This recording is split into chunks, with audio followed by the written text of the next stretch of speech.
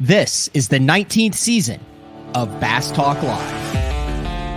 BTL is presented by Bass Cat Boats, Strike King Lures, AFTCO, Pro Guide Batteries, X Zone Lures, Shoreline Boat and RV Repair, Spro, Gamakatsu, Big Bite Baits, The Bass Tank, Denali Rods, Beatdown Outdoors, and Sunline. BTL coming at you.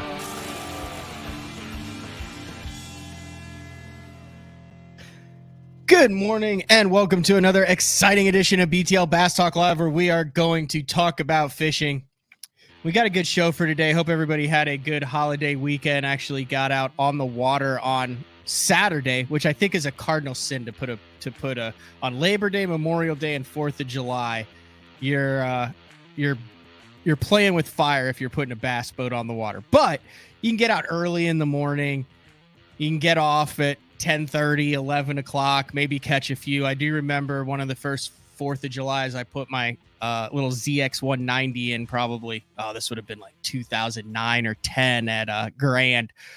Bracket for the trolling motor broke when I hit a wake while I was tubing some buddies. Trolling motor flew down, snapped the shaft right in half, and I haven't been on the water. But my buddy Juice has a dock and everything there on Eufaula. We had our limit of crappie in 3 hours, 74, 37 apiece in Oklahoma. Supposedly the rumor with that is when they were going back in the day, when they were making the fishing regulations for Oklahoma, it came up in the House of Representatives, and there were 37 members, and then none of them knew what a crappie was. And they said, screw it, let's just do one for each of us. So that's how the limit in Oklahoma became 37 crappie. And that's why you can keep 74 for a 2-man limit. Someone who doesn't have to worry about catching numbers of fish or crappie because he's really good at catching bass, as he's shown us all for the past couple of years, particularly smallmouth, which is a little bit of a surprise, is Luke Palmer. What's up, Luke? Oh, not much, Matt. How's it going? No complaints. Thanks for jumping on BTL. Are you a holiday fishing guy or are you a holiday partying guy? Is there an in-between on that? Yeah, there can be an in-between. That's kind of what I just described. I feel like is maybe an in-between a little bit. Now, most of the time, me and Dad go fishing because that's about our only time off. Is when there is a holiday, maybe an extra day. Me and Dad, we went to Eufaula and fished on Sunday, but yesterday we had an Ace truck come in, so we did stuff around the house and had to unload the truck yesterday afternoon, so that kind of killed the fishing on yesterday. I got you. Your lake of choice, though, is Eufaula. I mean, you're a Eufaula guy. Oh, yeah, that's, how I've grown up fishing that thing my whole life, and it's still an hour and 20 minutes, but that's better than going to my home lake right here by my house, which is, 300 acres. You dink around in a lot of those. I've got a Lakes of Oklahoma book, got it from the DNR. And I think that there's not a lot of people who realize how many small 150 to 2,000 acre lakes there are in Oklahoma. Some suck, some are really good, some are in between. But are you one of those guys who, I mean, you're in kind of a neck of the woods where you can basically pond hop, for lack of a better term, on a bunch of different little bodies of water that are city drinking water lakes? I've done a little bit of it, not a whole lot. I've got, my dad's got land, and we got some buddies that got quite a bit of land. We'll go up and fish their ponds and stuff. We're used to. That's what I grew up doing. Just on the weekend, Saturday after work, we'd go pond hop till dark and then go fishing to Eufaula or Texoma or Murray or Sardis on Sundays. But this fall, going into this winter, I think I'm going to kind of keep the YouTube deal and keep pushing it. And I think I'm going to go hit a bunch of these smaller lakes, and kind of do something of how we might break it down, because how you fish a lake, a small lake when you first get there, is different than what I do. And I think it'll be fun. I'm kind of interested in doing it just because, it's something different. Anytime you can be on the water, it's helping your skills out, no matter if it's a mud hole or a crystal clear body of water. So it'll be fun. You're going to have the Oklahoma Mafia after you if you pull a Josh Jones and start blowing them up. No, I'm not going to do that because, my little lake had a little bit more class than that. Yeah, I'm going to try to, but it was, I'm not gonna tell where I'm at. Just go where I can and get in and do it. Cause I'm gonna have an aluminum boat and do it out of. I'm not doing it out of my big boat. I posted one of a fish from an undisclosed location. I'm like, there's literally nothing in the background, and there's one thing that's slightly. This is as nondescript as I can get. I posted one picture, and it was one thing that was slightly off colored from what the typical color of that geological feature typically is. And I had 3 people that said the only color where there's that color of that feature is X Lake located here. And I was like, are you freaking kidding me? Like, how do they freaking figure that stuff out? Well, it's kind of like we were talking, that someone has that much time to sit there and look at a picture or look at the standings and go, wow, that's about it too, you know. It is. We're blessed though in Oklahoma. There are a bunch of really, really good fisheries that we can fish. I think it's, everyone talks about Minnesota as the land of 10,000 lakes, which I've been up there, and it is. Like do you follow Sam Sobey on YouTube, or Sobey Fishing? He'd done some like early Guggen Squad filming, I think. He's got his own channel. He's like a big time celebrity up there. And I've gotten to know him, but they have a Tourney Tuesday video series that he does, I was like, oh, that's a great idea. But like, let's say you're doing the Thunderbird, or I do Shawnee Twin Lakes. Hell, you do 2 of them where you crack them, and then you've just showed everybody the code of, how to catch them. But there's so many lakes up there. They do Tourney Tuesdays, and I think they do 12 different tournaments on 12 different bodies of water, all in the metro. So every single week they can film, they can do the whole thing, they could show everything, and then they're on a different lake the next week. Like, that's freaking cool to have 12 fisheries, 12 different bodies of water in 12 weeks. That's what we don't have that type of water, but we got a lot of good water. No, that would be pretty cool. But like you said, we only have so many that can even handle that many people, I used to fish a little jackpot at Atoka Lake every week, or McGee, just something different. I enjoyed doing that stuff, but gosh dang it, now at $4 a gallon gas, it's hard to run and drive 30 or 40 minutes. Oh, I don't want to hear it. You literally, you just cracked 65K on smallmouth in the last 3 events out of the year, and you're whining about $4 a gallon gas, Luke. Well, that drive home, I was cussing the pumps the whole way home, because that diesel in New York was 503. Yeah, I about stroked. But, there's nothing better. I've been up to Thousand Islands twice, and I've cashed a low-end, mid-level opens check both times. Never have I been so excited to cash a $3,300 check, because you're like, oh my God, I just covered my expenses up here. Now you're only in for the room and the $10,000 worth of baits that you'll use once a year. That is no joke. I went up there in July to Ontario to look at it before it went off limits after ICAST, and I had to order more weights, more baits, more hooks, because it's freaking nuts. In July, it's real nuts up there. I mean, how many fish you can catch? But a 4-pounder comes up, jumps, and he airmails your weight to Timbuktu every time. No matter what size line you throw, it seems like they're going to airmail it, and you don't retie as much as you should up there, because it's like you want to get back in there because you're catching, and that's a fun place. What's this new Sunline? Sunline has that new leader that's tapered. I wonder if that would play up there to where you could have the, like 12 or 15 pound tests on the bottom that then tapers up to where your knot is, so you don't lose as many. Because I do the same thing. I have Jared Miller pour me like 123/8 and 5/8 and ½ ounce lead. And then I use that all practice. And then I go to the tungsten and the derby and just lose it. Like, just tick, tick, tick, tick. And it's gone. And you just retie it. Yeah.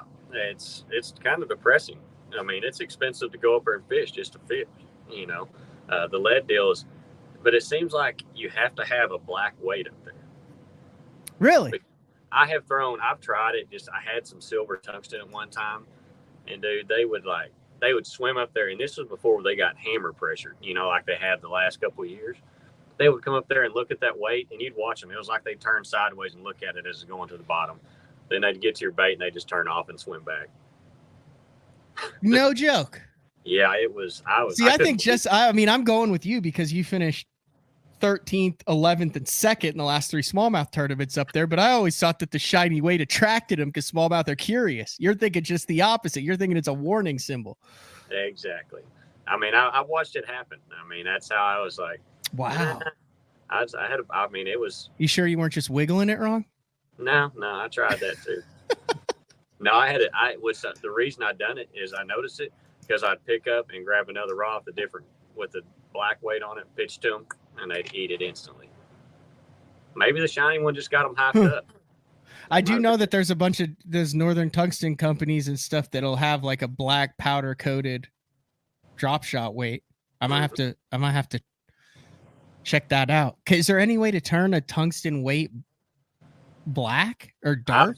I've taken it takes a while. I took a lighter. I ran out one year. I was going through so much tungsten back whenever we drifted in the channel. Yeah. On the river.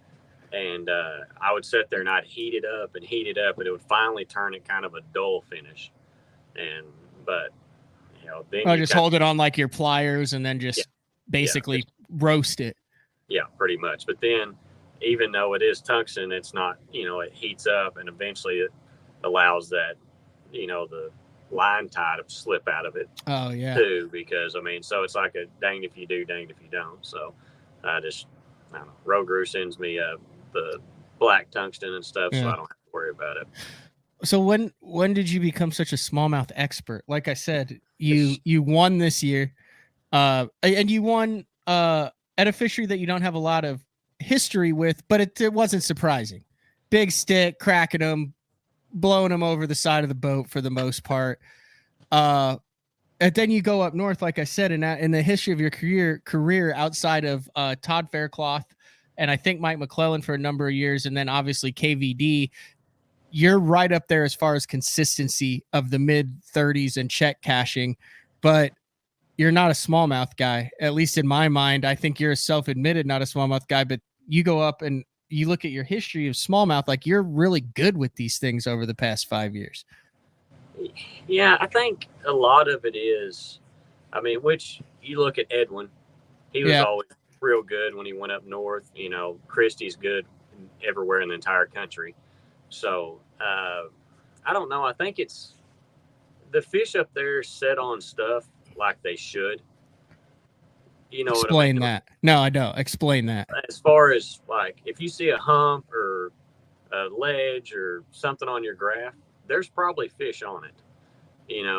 And up there, to me, you're going to get bites, but it's a matter of finding that right size of fish.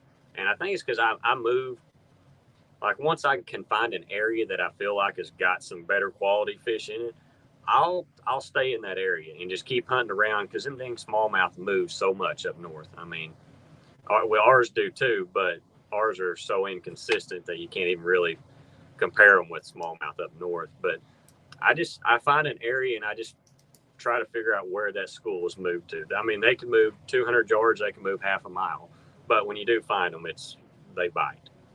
So I don't play with a group of smallmouth that won't bite. Maybe Taku and all them will set on one wad of 5-pounders and follow them around until they find out what they want. Not me. I make 2 casts. If they don't bite at it, I'm rolling on down the bank, trying to find another one that will. So that's 9 top 40 finishes since you joined the Elite Series on smallmouth fisheries. That would date back to pre-forward-facing sonar. So, you were catching these things, looking at them on forward-facing and not looking at them. It's not like a deal where you're like, oh, I can catch them because I've got this new technology. You were catching them way before that, too. Yeah, it was different. I wish I would have had it those first couple of years because it was catching them better. But I've never been a big electronics guy. You know me. I've fished in the dirt my whole life, and but now obviously I've spent more time behind the wheel than most people will fish all year. It's just I don't have as much time as a lot of guys, because hell, I'm back at the hardware store working. I noticed that. So I like that, minus that one sign behind your shoulder, but it's all good. Okay. There you go. Yeah, go move your head a little bit this way. Yeah. A little bit further this way. There you There go. you go. Now the show just got better. Yeah. But I mean, I've just any free time I've had, I've went and I've tried to learn side scan, down scan, mapping. I mean, the mapping thing I think has changed. Obviously, we all know the hoopla behind the sonar stuff now. Forward, everybody's pissy about it, but mapping has changed these lakes tremendously. I had a guy at Texoma, and me and him had fished the same area through the years, and it had been very, very productive. And I seen him one day. He said, "What the hell is going on?" He said, "There's people." He said, "They've got to been watching me and stuff all these years." And I told him, I said, "I kicked the boat out the first time that I was these neuroelectronics, and I said the whole thing's mapped out perfectly. Like you don't even have to. I mean, we knew it because we idled over it, before we had good maps. Yeah, Gridded it out and been like, holy cow, there's something here that doesn't show up. Yeah, and now it's just like plain as day. I mean, it's like, so I mean, you take out that, and they want to. It's easy to get into the whole hoopla deal, but they want to blame all the forward-facing sonar. That stuff's been out since 18. I did a call with Dave Mercer on this, that the biggest advancement in technology is high 1 foot contour mapping. And now you can do like the shaded relief, and you could go in and see it's like I said, you can't catch what's not there. Yeah.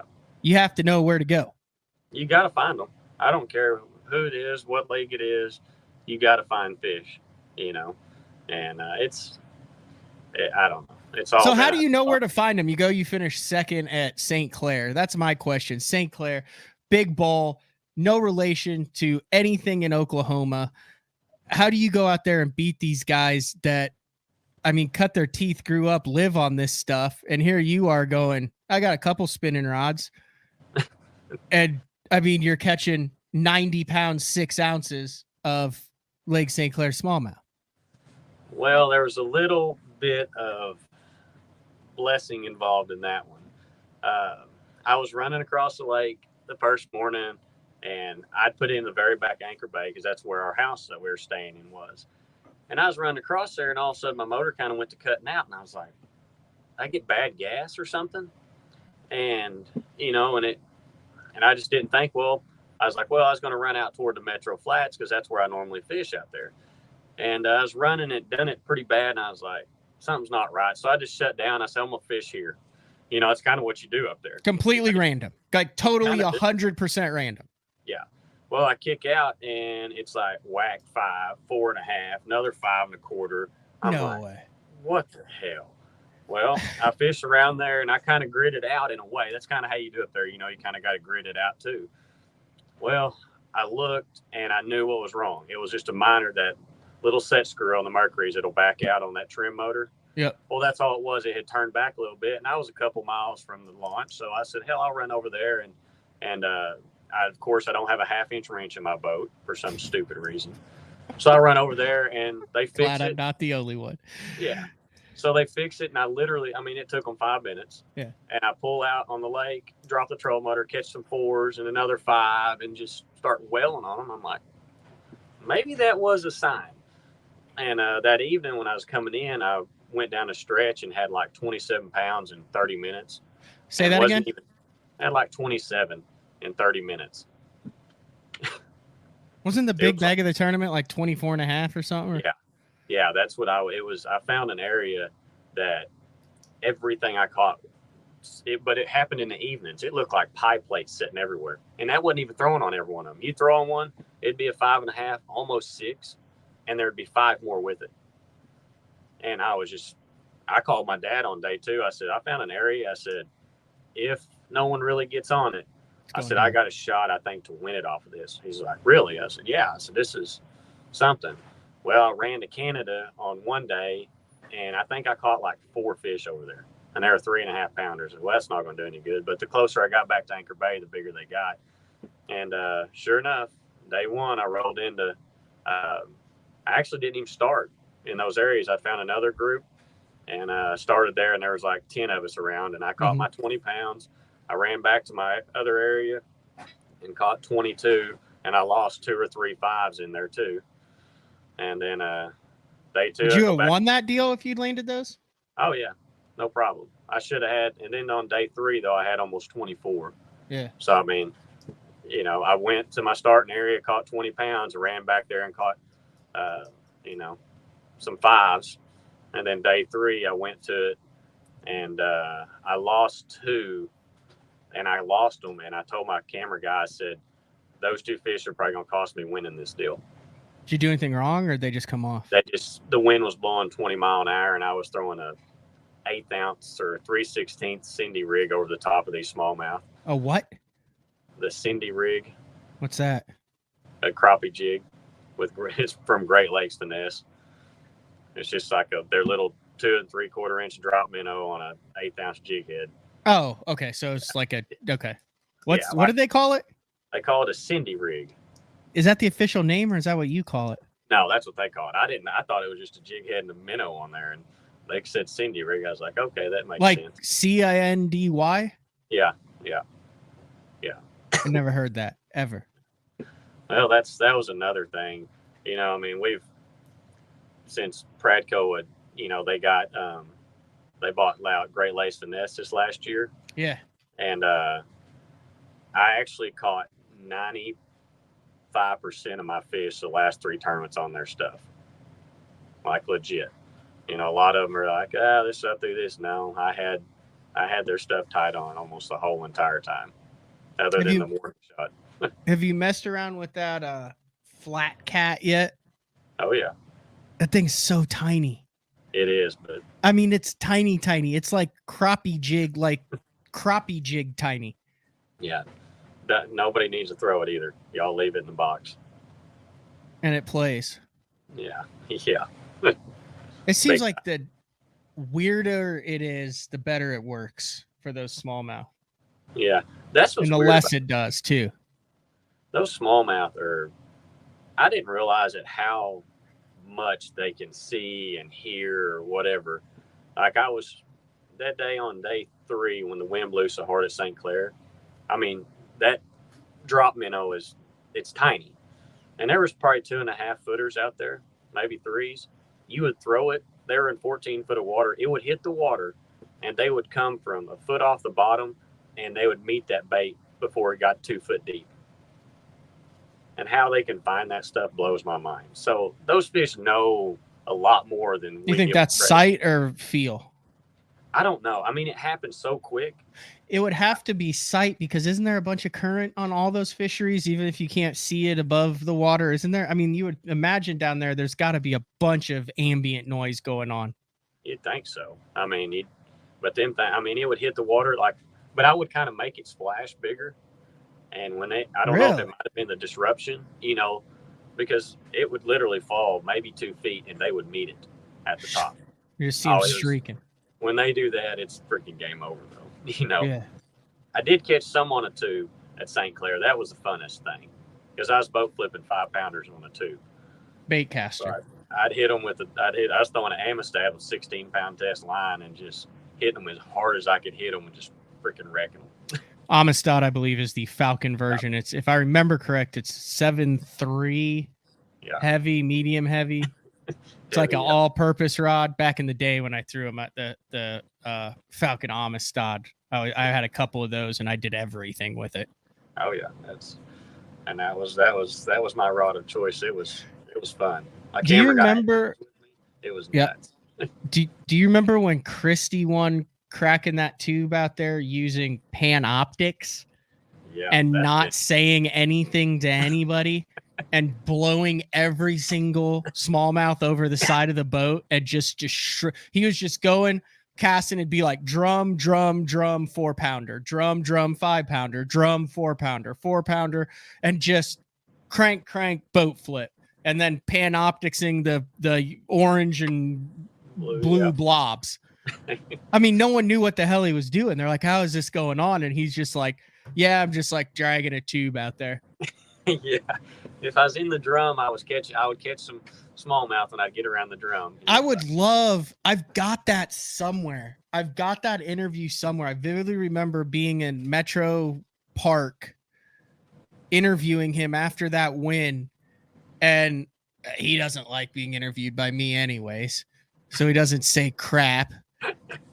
And he knows that I know that he knows. So it's this weird deal, but he was very elusive on why he was able to crack a tube and catch all these big ones.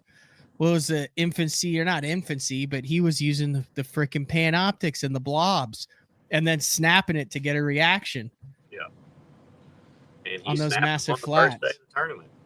Yeah. When we were up there, that's how he caught him. All right. We're going to take our first break of the show. When we come back, more with Smallmouth Guru, an Elite Series champion and hardware shop owner, an OSU fan. Oh, boo, Luke Palmer. We'll be back right after this. The new Puma STS has been redesigned from the ground up. With the angler, design, function, and performance in mind, nothing on this new offering was compromised, and the only thing carried over from the previous version is the name. Based on the Soft Touch series hull that started with the flagship Jaguar, this new model is nimble and performs incredibly well at all speeds with either a 250 or 300 horsepower engine. Featuring a new 96-inch wide-body footprint, this hull measures out at 20 foot 7 inches in length. Industry-leading design coupled with tournament-winning performance. The Puma STS from Basscat. Feel the rush.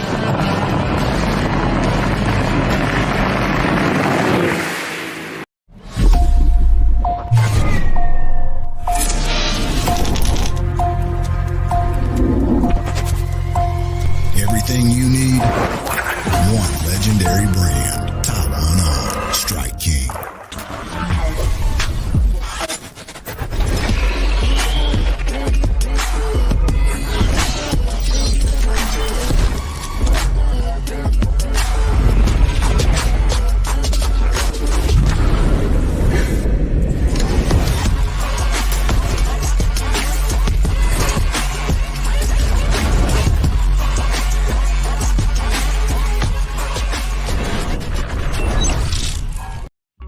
Elite Series Pro Daryl Gleason here.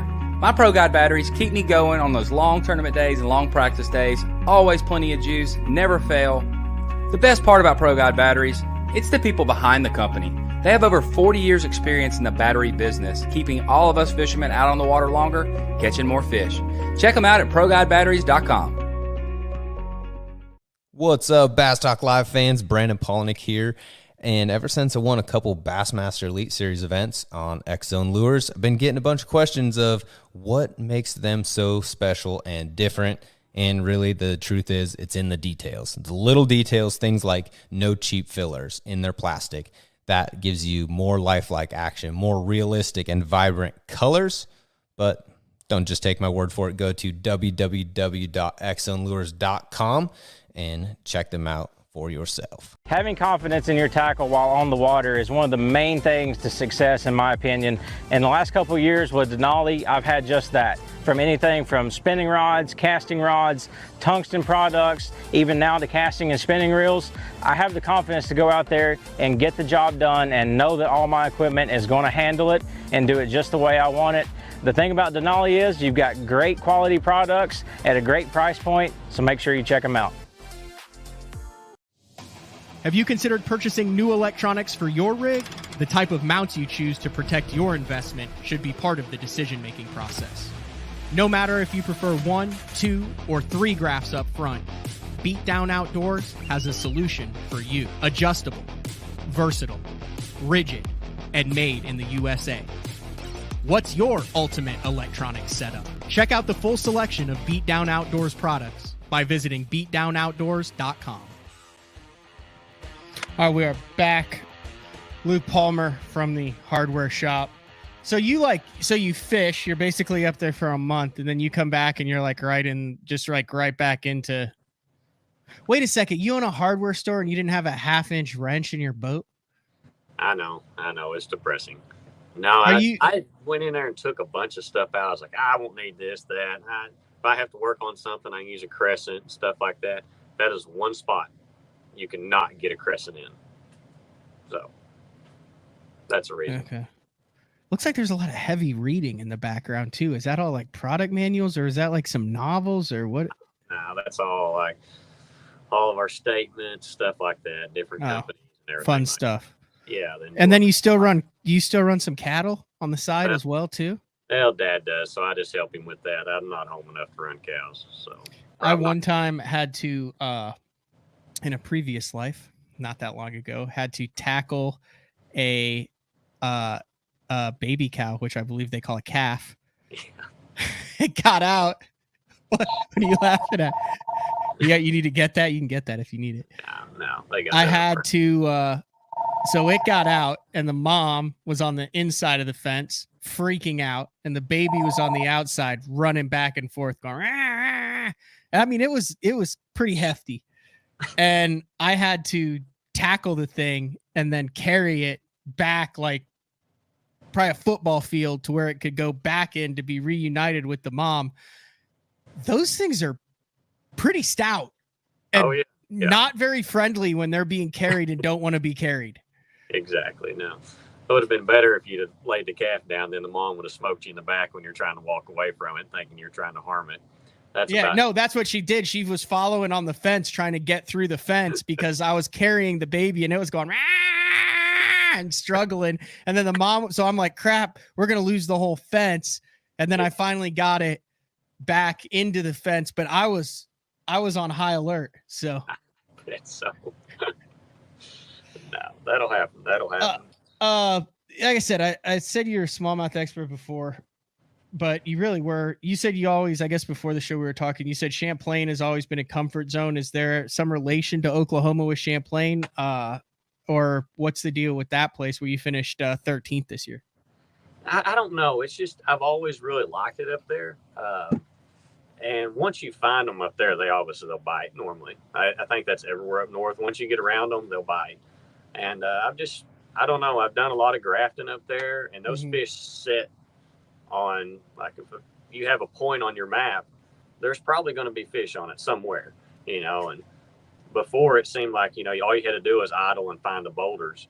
Well, I don't know. I think the fish have got so accustomed to people doing that now. Yep. That it's hard to catch them off a boulder. I mean, so now they roam.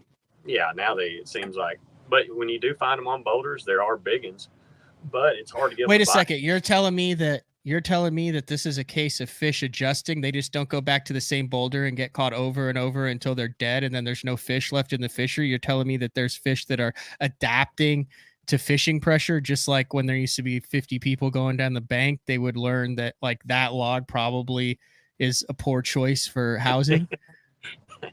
And they're still living, and they're just adapting to the change in pressure. I think so. Like it's okay. I didn't know that was possible, but I mean, I fished several of the big boulders, and they didn't want to play. I mean, there'd be 6 or 7 on them. Maybe I'm just not I don't have much patience with a fish. If I throw I've heard that up north big time, like Mille Lacs and stuff like that. Like that used to be Boulder Central, and now it's like, I've heard guys say you get within 120 feet, and if there's one, you literally watch that fish turn towards the boat and go, nope, not today, and swim off of the boulder. And then all the other boulders that had dozens on them, they're vacant, but they're still there. They're still out there. They're just not on the boulders during the time that they can be fished for off the boulders. Yeah. I had a lot of fish that they would take off and they would like piss rocket to my boat. And, really? And they would get right under it, and I would drop on them. You're thinking, okay, well, this is swimming like hell. You just throw it out in front of him, let it fall. He would go right by it and never stop. And he would get under my boat and just sit there. Curious. And you think they're just looking? I think they feel that, they feel the tinging or whatever. But they come to it. They come to it. I think, they're just curious. But, back whenever we used to just 2D in things, you could just straight down on top of them and you get bit. I can't do it anymore. Like I've dropped straight down on a lot of fish just trying to get them to bite. No, not happening. So I just think, man, these lakes are getting so much more pressure, even up north.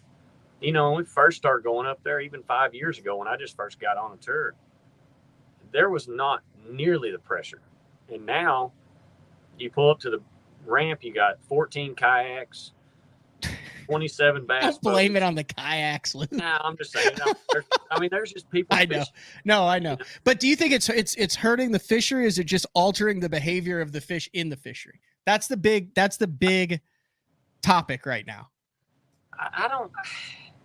I think it's kind of making them change a little bit. We were talking about Eufaula. Used to Eufaula fished from top to bottom, east to west. And this last year or two, it's changed where there's just a couple of areas of lakes that are being more consistent. And it's, I don't know. I think the pressure is starting to get to these lakes. I mean, there's more people fishing now than there ever has been. Well, it seems like that. You remember when the Skeeters used to have 350 boats in them at Eufaula and stuff like that? Yeah. I mean, And Charger was drawing 200 boats, and then the Nickel still had 300 plus on Grand. You could fish for 15 boats a year. The team trails were even bigger back in the day when I first started than they are now. Yeah, now and you think with, this younger generation and stuff, there's a bunch of kids fishing and stuff like that. But I don't know. I guess they're all mainly just doing the high school and college, and they're not fishing those team tournaments. Hell, I got thrown to the wolves whenever I started when I was 11. I was fishing against Crete and Reynolds. They were teamed up together. And you had there's a bunch of really good, there's still a lot of good teams out there. But back when I first started, there were guys that was like hardcore every weekend, 2 or 3 tournaments somehow. And they were fishing and they were good, and here I am out here getting pistol whipped by them every day. And I guess they learn the hard way. Builds character. Speaking of guys who could pistol whip other anglers, how good is Welcher right now? Dude, he's on fire, obviously, but he went from having a terrible year last year. His worst finish he's ever had, then all of a sudden AOY the next year. It's crazy. That goes to show you that fishing changes so much from year to year. You can get on a roll, and I hit a little spurt here at the end of the year that got on a roll, and everything I did was right. And it can happen. It just takes, you can't ever quit. Welcher could have been like last year, well, hell with this, I can't get anything going, and just, pitty patty around. He said, no, I'm going to change shit, and I'm going to go, and I'm going to do well. And it's interesting. I think your wife has to be pregnant and have a kid to win OAOI now. Polinick done it the year before. Welcher's about to have a kid now. So, oh, there you go. Yeah, you're right. I'm probably not ever going to win AOY now. So, there's benefits to that as well. If you look at the top, though, and I put you in this kind of like younger generation, but established with some old school grit in them. Not like a straight technology guy, not a finesse guy. Does that make sense? And if you look at this year, that was this year. Welcher, a lot of old school in him, mixed with new. Cobb, a lot of freaking old school in him. Patrick Walters, he's got some old school in him. He's a little new school. He's got some old school in him. Yeah, he does. Drew Cook definitely got. Cifuentes definitely. Jay Shakuret, he's a Yankee. Koya, I would not be surprised if 7th is the lowest he ever finishes in the Angler of the Year standings on the Elite Series. Would not doubt it. But then Schmidt is like the old man of the group, and he's like young and in his 40s. And then Rivette, old school with a little bit of new. Same with Stetson Blaylock. Same with Matt Robertson. Same with Cox. Bryant Smith, really impressed with him this year. I don't know if you got to know him. I had him on the show, the California dude. I think he's immensely talented. He showed that he could do it at the national level with his finishes on the MPFL. And then you. And then Drew Benton, who's in the same category, and then you. It's amazing the guys who finished. There's a lot of 30 to 35-year-olds who are adept at their electronics, but rely on some old school tendencies, and I think would identify as a power fisherman. Yeah, I can see that 100% because there's nobody up through there that was just besides Koyo. He's a straight finesse guy. He he can still. Have you seen his boats? Does he really have 7 live scopes on it? It's nuts. I mean, You've seen it in person?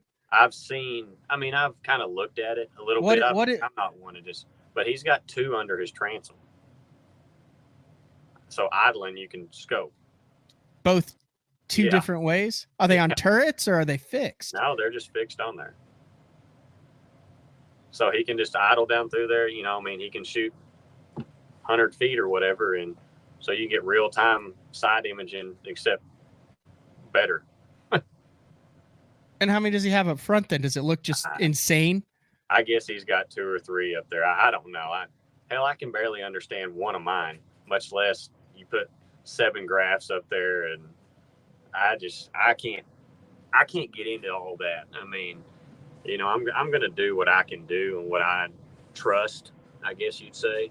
And all the other stuff, because I'm still not like you said, I'm that in-between guy. You know, I'm still that I like to go beat the bank, but you know, you have to adapt. You got to be very versatile in this elite deal. You know, we're fishing grass in 3 inches of water, and we're going up there and fishing, you know, 20 to 40 foot up north. You know, you just got to be able to change, and it takes time. I mean, you can go up there and get your teeth kicked in, or you can say, hey, I'm going to adjust and do it. Because the thing about an elites, it's not like they're back biffle. He threw a biffle bug and that was it. Like legit. Caught their ass on him. Yeah. Won like 3 Elite Series tournaments on it. Exactly. But now I don't think you could do that. You know, I mean, the variety that we go to and the changing and plus fishing has changed so much in the last 10 years. I mean, isn't even Hackney becoming way more versatile? Oh yeah, Hackney's a hammer up north now. Like, you know, shocking, like surprisingly versatile. He's not going to go broadcast it, but isn't he doing some normal smallmouth stuff that you would never have seen him do 5 years ago? Yeah, he's got. I talked to him the other night. We were at the motel and stuff, or one of them we went to. Everybody was at, and he was out there. He had spinning rods on his deck. Didn't have a bait caster one. So I mean, it's, you know, I mean, he's not going to get beat. He's a competitor. You know. Yeah. It's no different than baseball, you know, whenever you know, if someone's beating you to death by bunting, you're going to learn to, you know, figure out how to cover the bunt. You know, I mean, that's just part of it. And right when you draw the corners and they're going to swing away and you're going to get one right in the teeth on third base from about 30 feet out. I got one that's funny as hell, though. Christy come up to me at, I don't remember if it's Champlain or St. Clair, one of them. He come up, he idled up to me, you know, he kind of does his little old grin. He goes, somebody learned how to putt. I about lost it. Smallmouth fish. Yes. You get on the green and now you're sinking them with the finesse. That's freaking awesome. It was pretty good. Dude, we started, now it's like seeing a Sasquatch. Clay saying Koya's got 360 live. Clint saying he's got a saltwater live scope. Chuck saying he's got 5 total. Clay saying he's got one that could see 300 feet. I'm in a slump says he's seen it. He's got 5 live scopes, 5 units, and 3 live scopes up front. He does have the saltwater one. I did hear that. So you can scope stuff out there, 250, 300. You can't tell what it is, but you. So then, what do you do? Put it on high bypass and just hot tail it to it? Because I've heard that too, but I'm like, what do you like? Okay, cool. I said I can see a smallmouth that's 300 feet's a football field, right? 3 feet in a yard. Yeah. So I could see one that's a football field and a quarter away. Now I obviously can't cast that far. Yeah. What am I going to put it on 10 and go see what the hell it is? Or is that what, like when they're so random, you can just cover so much more water? Or what's the advantage of being able to see something that far out? Like, that's a serious question. I don't know. Like, that's what, you know, me on the technology deal, that's just too much for me. Like I did hummingbird stuff for a while. And I would have the 360 and I thought I had her dialed in, and then I'd look at Pollinix and I'd be like, I suck, because he can tell on 360 where the fish are sitting at, how they're moving, what they're acting like. And I'm still trying to look at it, tell if it's a rock or a stump. You know, I mean, he's obviously done it for so long and understands electronics better than me, but I just can't do it. And then, like I say, quail being able to look that far. But does he have another one that shoots, the normal 34? Does I would that assume so if he's got 3 of them up there. And then he's probably, he obviously he's got one on the perspective mode, I'm sure, or something along those lines. And I'm not kidding. We watched him. I've told this story a dozen times, and I'm about to tell it 13 times. At Oneida, the man was fishing 3-pound test on Shackleton Shoals, and everybody's like, what's this kid doing out here going in circles, like around and around? Well, he was fighting a damn fish for half the day. He had him hooked up, and it'd take him like 11 minutes to land a 4.5 pounder on it. He had to follow it around. He was using dental floss. yeah, I know he pulled up beside me. We were at Ontario. I pulled up out, and I was fishing the outside of the hump, and he pulls up on top of it. And I kind of go around, and I was like, well, I guess I won't fish the top of it. So I pulled over to another one. Yeah, and he catches 3 5s off of it. And I'd caught some 4s, and I was like, well, let's go. I'm tired of getting my teeth kicked in. Well, I'll be damned. I come in there at like 2:30 or 3 o'clock that afternoon, and I'm fishing the other. I was going to fish that one. And I said, I'll go over to the other one. He fished it. Well, he pulls up over there, he culls out, and he has like almost 26 pounds that day. So I was his good luck charm, I think. Every time he pulled up around me, he was catching a big one. So I'm serious. He's not going to finish below 7th. You can go back and listen to the archives. I said that he is going to revolutionize the Elite Series game based on, when he got on the radar with what he did over in Japan, and then Brandon did that stuff with him. I briefly met him. The guy is phenomenal. Oh yeah. And they can, everybody's, well, if he don't have all the electronics, he's nothing. He'll still catch him. He was catching, I guarantee you in Japan, he didn't have all those electronics when he's walking around the bank catching fish, Have you ever been in the boat with someone using those techniques that we're not even remotely familiar with over here yet? Like, have you drawn anyone or fished with any like that? Like I drew a 19-year-old Japanese angler at a open at Douglas, and he had like 3 for 10 behind me, which was really strong. He caught like 6 fish that day. When he had to retie, it'd take him 15 minutes. He had beads, weight, swivel, weight, bead, sliding bead, weight, multicolored line, leader, tiny hook, big. It was the craziest contraption, and he would cast it out, and it was like a modified free rig, is what I really think it was. And he'd inch that thing along, and he would literally, he'd watch me, and he'd figure out I was fishing these rock veins for spawning fish. And he would cast out behind the boat, and he would inch that thing with his index finger and his other hand. And he'd sit there and he'd do that with the line. And then he'd go, oh, big one.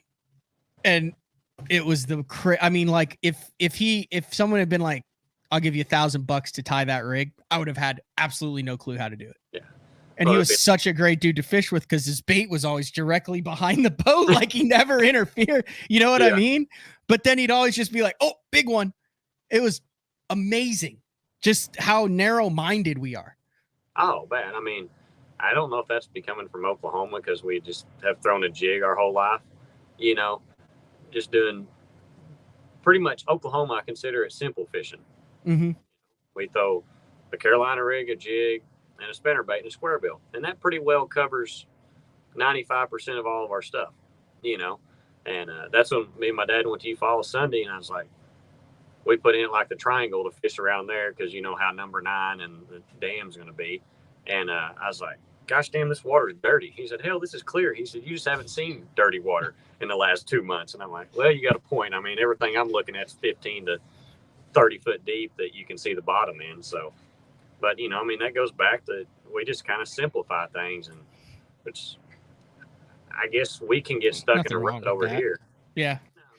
And we can get stuck in a rut too. We get fish the same color water, the same stuff all the time around here. And, really what's our only super clear Lakes Murray?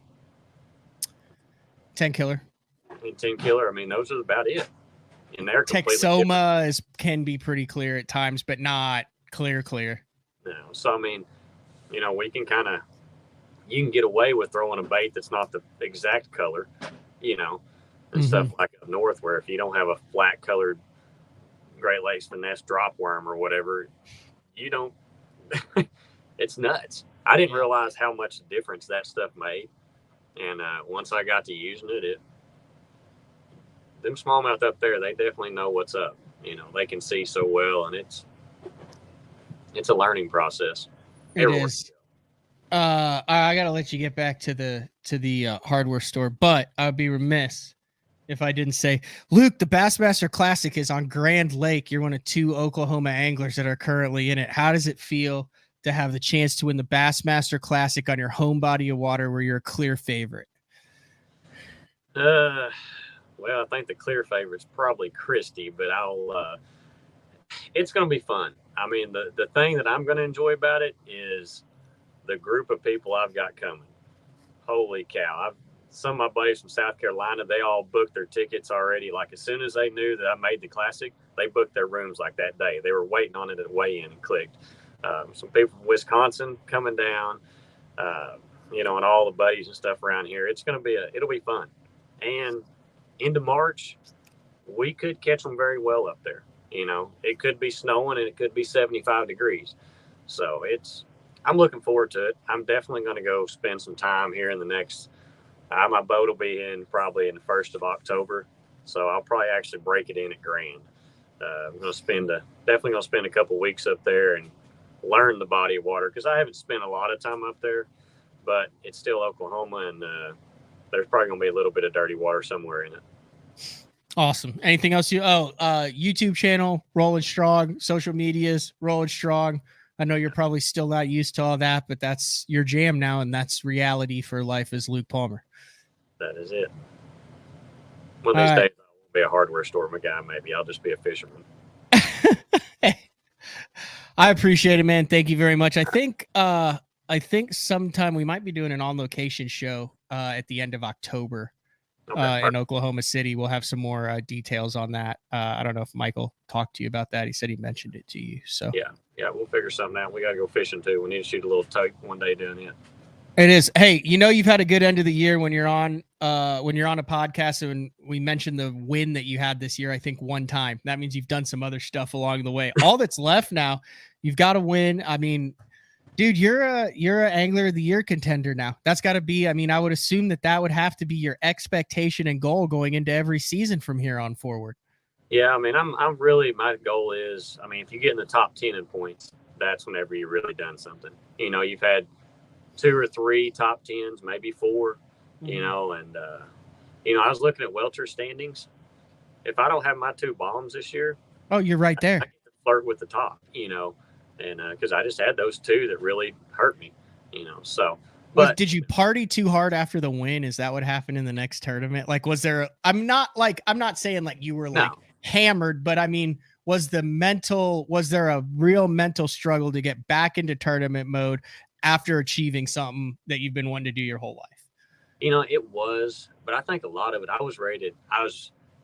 had some good people come from South Carolina I stayed with and stuff. They showed up. They drove 2 hours to watch the weigh-in, and it was cool. But when you have that, you'd really like to have your family there and get to celebrate with them and see them and share it with them. I think I was ready to get home. I know it sounds like a sissy way to do it, but I really was, and that one was over with. I mean, and I should have done well at that lake. That's a lake that sits just like Arkansas River. Yeah, sits just like 98. Arkansas River. Yeah, the worst finish I've ever had. And they were that's like last. Well. Yeah. I was not happy. And I mean, I just done some stupid things that week. Never got on anything really, that I liked. And it showed, I was out there trying to fish for spotted bass. That's sad, and not big spotted bass, just trying to catch a limit. So I got that behind me now. Scott Martin was catching them on a bobber. Yeah, I'm not doing that. Have you seen that video? He had a bobber. He was throwing a floating fly with a bobber. No, sorry, not doing it. Catching spotties and largies. Yeah, I'm out. You won't ever catch me doing that. Not even perch fishing in Oklahoma. All right, I'm gonna let you get back. I greatly appreciate the time, Mr. Palmer. Thank you very much. All right, buddy. We'll see you. All right, see you. All right, that was Luke Palmer. He did bring up something very interesting about Grand in March, and I think we all have an idea of how that tournament is going to go down based on what we've seen Cliff Pace do and Edwin Evers do and Jason do there, and KVD in past tournaments. You know, you're talking jerkbait, wigglewort, that type of thing. But here's how I think it's going to be very interesting with the forward-facing sonar, with the technology. We also saw in Red Crest, obviously Bobby Lane won it, but we've seen what Michael Neal can do with the Demiki rig out in the guts. You get down on the bottom half of that lake into basically Ketchum, basically south of Duck, and there's a lot of opportunities for forward-facing sonar and suspended fish in the guts of that. So I think it would be cool to see it come down to a battle between that finesse and then the guys who are throwing the Colorado blades, the Christie thumpers that you're seeing. You could have top 5 guys going into the final day in that event that are throwing 6-pound test at the bottom end of the lake, Demiki rigging, suspended fish that are targeting shad. And you could have a guy who's catching 20 pounds a day on 23-pound, 25-pound line, blowing it over the sides of the boat with double Colorado blades and 6 inches of visibility. I really think it would be cool to see how that tournament plays out, especially after the last couple years and the advancements in the way we've seen fish come into the boat. So we're going to take our final break. When we come back, talk about what we have for the rest of the week. BTL on a Tuesday. We'll be back right after this. Shoreline Boat and RV, dock rash, storm damage, collision repair, that deep scratch or gouge from trying to access that secret creek. Shoreline Boat and RV can get your prized possession back in mint condition and looking good on the water, fast. All repairs are done in-house, so they're able to get your boat or RV back to brand new, quickly. All Shoreline's work comes with a rock-solid warranty. Find out more at shorelineboatandrv.com. Kansas City, Austin, and Tulsa.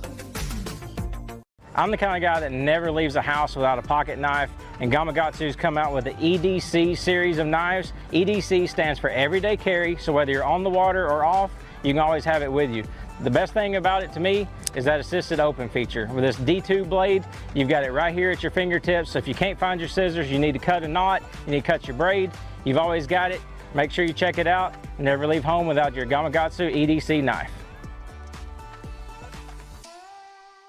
Born in Japan, using technology, innovation, and precision, Sunline produces the widest selection of fishing lines at the most technologically advanced line factory in the world.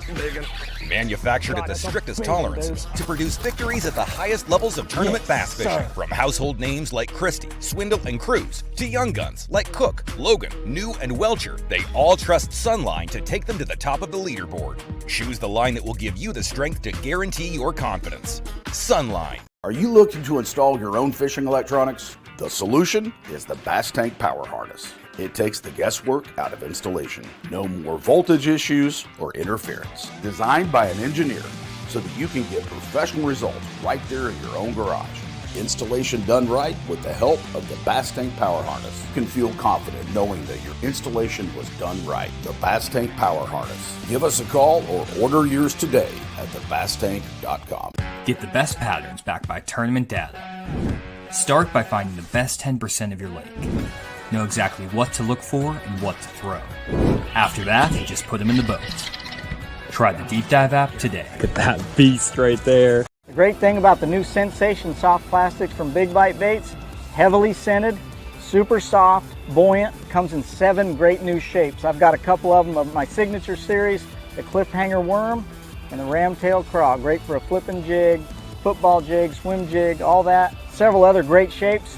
Really excited about it. We've worked over the last year, catches fish all over the country, and I think it's going to catch fish for people everywhere you try it. The Spro Little John crankbait has been around for almost 15 years, and it is one of my go-to crankbaits whenever I need a fish in the boat, so you can never have enough new colors. That's why Spro's coming out with a handful of new colors, including Pearl Shad, which has this bleached out white look, but it's got this pearlescent, really pretty. We've got Copper Shad, which looks amazing in the water. It's got that purple flake on the back, really pops in the water. And then if you want some real pop, we've got Sparkle Shad nothing but sparkles all over this thing. And then last but not least, we've got the matte sexy shad, just a really different looking color for a crankbait. So you want to give them a little different look. That matte sexy shad is definitely the one to go with. All these colors are available in the original Little John and the MD.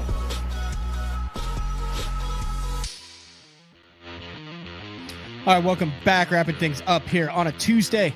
Bass Talk Live, big shout out to Luke Palmer for jumping on. Good discussion with him tomorrow. Another good discussion. Listen, if you listened to BTL yesterday, massive props to my good buddy Daryl Gleason for jumping on the show. 3 years on the Elite Series. Basically, his story in a nutshell. Full-time guide. He's been tried for basically 10 years to make the Elite Series one division at a time. Fish the FLW Tour. During that time, had some success, made the Elite Series, and then due to some weird number crunching, it's on the outside looking in, had to finish in the top 70 in the points to stay on the Elite Series. Did not get that job done. He ended up finishing, I think, 74th this year. So he was one who went into the last event and just had to catch him to stay in and didn't. But mad props to him for coming on and talking about actually kind of pulling the curtain back a little bit of behind the scenes on what it's like for 98% of these guys out there just try to make it another year, survive, live your dream out, make a viable living at it. But I wanted to get a little bit of kind of I think the right word is juxtaposition. It might not be. The opposite is Matty Wong, Bass Nation national champion.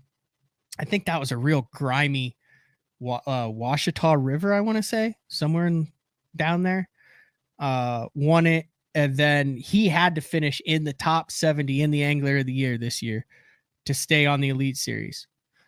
And he went into the final event of the year and he freaking smoked him and he stayed on the Elite Series. He's back in Hawaii now, where he's from. And we're going to talk with Matty Wong tomorrow about the tournament that gave another year on the Elite Series. So, and then on Thursday, as always, the man, the myth, the legend, Uncle Frank. We do have some clothing and apparel updates when it comes to that. And then I'm on the road. We're gonna do some really cool recorded shows and maybe a couple live shows while we're on the road. But I'm on the road headed to Watts Bar for the Open and then back to back Lake of the Ozarks. Never been to Watts Bar. I'm a little nervous about that one. That'll be interesting. I don't know if that'll be a scope-dominated event. It fishes a little bit like a river. I don't know. I don't know if it's going to be the fall thing. I'm just going to go in blind and see what happens. All right, this has been another edition of BTL Bass Talk Live. Same place, same time tomorrow. Matty Wong. We'll see everybody then later.